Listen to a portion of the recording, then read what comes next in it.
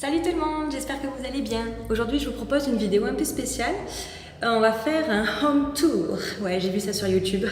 Je me suis dit que ça sonnait bien. En fait, c'est juste un tour de la maison. Vous êtes nombreux à nous avoir demandé où est-ce qu'on vit, à quoi ça ressemble, l'endroit, tout ça. Donc déjà, je voudrais commencer par vous expliquer pourquoi on a choisi de vivre ici. Attendez, je cale la caméra, voilà. Alors, pourquoi on a choisi Palpa? En fait, quand on a eu cette idée de projet avec Rossé, on vivait au Canada. C'est notre idée là-bas. Après, on a déménagé en France et on s'est dit que c'était un peu compliqué d'un point de vue administratif, tout ça, et que ça coûtait beaucoup d'argent aussi. Et il se trouve que ici, la famille de Rossé a un terrain sur lequel c'était possible de faire ça. Donc on s'est dit, ben voilà, il nous faut un terrain, il y en a un qui nous appartient déjà, donc c'est l'occasion. Après, c'est vrai que Palpa, c'est une ville qui a beaucoup de points forts, à commencer par le climat. C'est une ville où le climat est assez constant toute l'année. C'est-à-dire c'est l'été tout le temps. Donc il fait environ 30 degrés la journée et le soir ça tombe autour de 15-20 degrés selon la saison. Les saisons sont inversées par rapport à l'Europe. Donc là on est en mars et il fait genre 70 degrés. Donc ouais, le climat c'était quelque chose qui nous intéressait. Palpa, c'est une ville super tranquille aussi. Donc nous on est très tranquille et même pour que Maya puisse grandir, on voulait une ville qui soit vraiment tranquille, où il n'y ait pas de bruit, pas de pollution, pas d'insécurité. C'était super important pour nous, donc surtout pour elle. Palpa, c'est une ville qui a beaucoup de richesse aussi au niveau de la terre. Le sol est hyper riche, donc ça fait qu'il y a énormément de fruits, de légumes qui sont pleins de vitamines. Évidemment, il n'y a rien qui est contaminé ou il n'y a pas d'OGM, il n'y a pas de produits chimiques. Ici, le bio, ça n'existe pas. Pourquoi? Parce que c'est la norme, en fait, le bio, donc ils n'ont pas d'étiquette bio. Un autre atout, c'est que Palpa, c'est le genre de ville où les enfants vivent dehors. Enfin, ils vivent dehors. Ils ont une maison, hein, mais ils sont toute la journée dehors. Donc, comme on avait envie de faire plein de choses avec eux, du coup, c'était vachement plus facile de faire ça avec des enfants qui sont ouverts et curieux. Donc voilà, pour toutes ces raisons, Palpa a attiré notre attention. On est arrivé ici, on a vu un peu comment c'était, et il se trouve que on a vite vu que c'était fait pour nous. Donc, en fait, pour le projet, on a deux lieux. On a le terrain qui est pas encore exploité, et il se trouve que le terrain, il est vraiment collé à une zone archéologique qui vient d'être découverte il y a vraiment très peu d'années. C'est l'équivalent des lignes de Nazca. Vous allez googler tout ça pour savoir ce que c'est, ceux qui ne connaissent pas. Et du coup, il y a un énorme potentiel touristique donc par rapport à cette zone archéologique et par rapport à tous les autres choses à visiter ici. Il y a vraiment beaucoup de choses à visiter. Il y a un pont suspendu, il y a beaucoup de ruines, il y a, je crois, plus de 1000 lignes de Palpa.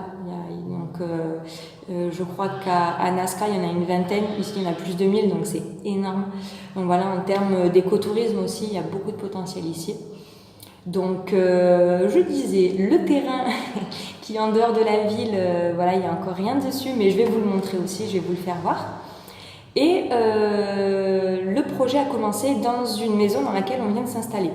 Donc c'est ça que je vais vous faire visiter aujourd'hui et aussi la ville de Palpa. Donc c'est parti! On commence par l'extérieur. Là c'est la maison qui est fraîchement orange et le jardin qu'on a commencé avec les enfants. Donc c'est génial de voir comme ils s'occupent de ce jardin, les enfants. Tous les soirs ils sont là comme des fous à vouloir arroser, à leur faire du reiki pour aider les plantes à pousser. Ici, on a ce qu'on appelle la salle de jeu. Au début, c'était juste pour Maya. Et en fait, les enfants, ils viennent tout le temps ici pour jouer ou faire les ateliers. Là, il y a pas mal d'espace qu'on voudrait aménager aussi pour faire plus d'ateliers prochainement. Ici, vous voyez qu'il y a des marches avec des petites plantes aussi. Donc, il y a un premier étage, mais il n'y a pas de premier étage. En fait, ça mène juste sur le toit. Voilà, je vais me casser la tête. Oui. Oui. Donc là, c'est un tank. Si c'est pour prendre l'eau. Donc il n'y a pas de premier étage. Par contre, il y a une vue assez exceptionnelle sur les montagnes.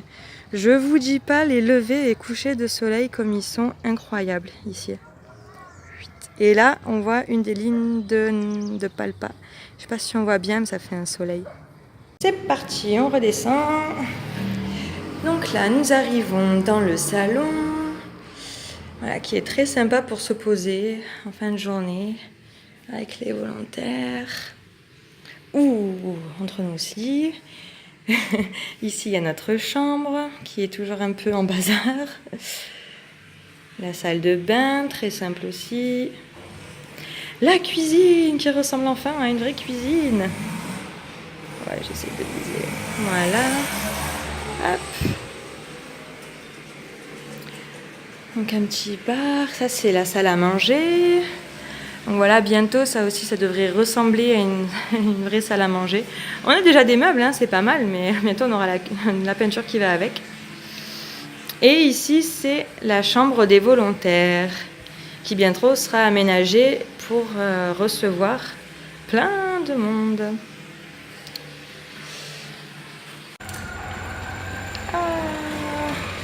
Oh la vaquitas!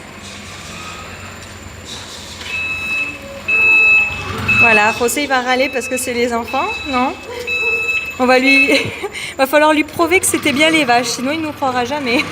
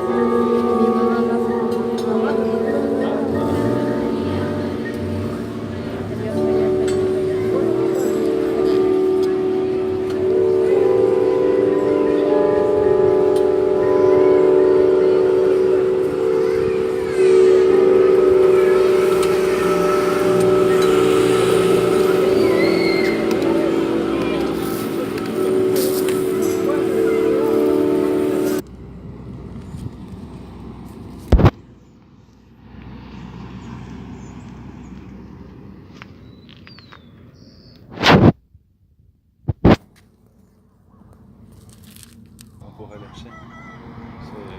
J'adore ce bouton ici qui vient de plus. Ces petites montagnes.